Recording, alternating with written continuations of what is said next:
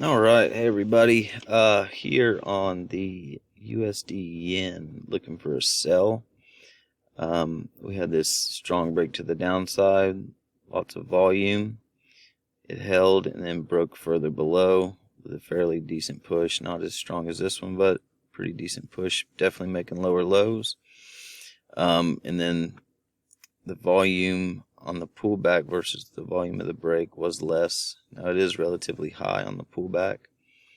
But what I saw was we had this prolonged hold here, and then we had a pop to the upside, which got buyers interested, and then the buyers would definitely come at support and resistance to try to buy.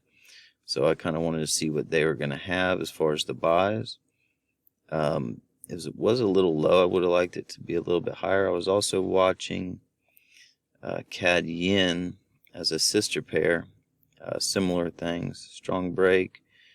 This one actually had a stronger break on the downside and was closer to my area. So I actually liked this one a little bit more. This was my main pair, but I ended up choosing USD yen to take my first trade on. So as this came in, I was watching these buyers come in and I wanted to fade them out. So I went to the 5-minute precision. And here on the 5-minute, we had this pop to the upside. Well, here's where the buyers would have came in at kind of S&R. They broke above, came back, for fairly deep pullback to S&R, and then they tried to go higher, but they couldn't. And on this candle right here, I wanted to just get an early entry. I've noticed I've done that a few times, just wanting to get in instead of giving it time and seeing where it's going to be to keep my risk to reward better. So I jump in quite early. So I got in right here as this candle was about to close. It went slightly in my favor and then came back pretty strongly. I didn't close, but as this was just dragging 1, 2, 3 and still hasn't made it back below, I thought maybe it was going to bounce off support resistance, so I closed it for a small loss. And then as soon as I closed it, this candle pushed down, which kind of gave me hope. I said, oh man, let me switch to my sister pair to see what it looks like on the 5 minutes. And this was around this time, right when I closed my other trade, that this pair, I was seeing this buyer didn't have anything, pull back, couldn't have anything, pull back, kept getting lower and lower. And as this blue candle was down here, I took a entry on my second pair, and it immediately came up and stopped me out. My stop loss was actually too tight, and it stopped me out for a 1R loss.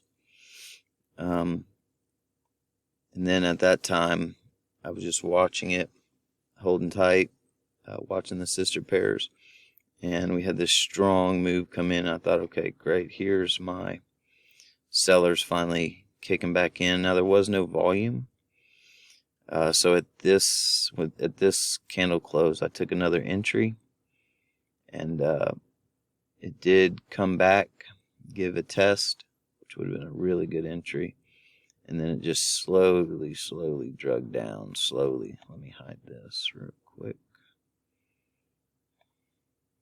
And it just slowly drug until I had about enough of it, and I closed down here for roughly 1R profit on that. So that was good, but so it basically evened out. With the first one was basically a break even, and then this was 1R loss, and this is 1R gain. So and it just drug down slowly, and then finally it broke down. My original take profit was down here in these areas, and it would have hit it, but just this drag, and there was no news today at all. Correlation, the yen pairs weren't really looking that good. CAD yen and USD yen were the only ones that were looking good. The rest of the pairs weren't really agreeing with it. So there was a lot to this. I think all in all, I just need to be a little bit more patient for sure, because this is the second trade that It is my patience has got the best of me, not wanting to miss out. I guess FOMO. And you know, all in all, I think it was a good area. This one was definitely higher, closer to my zone than the other pair, than CAD yen. USD yen.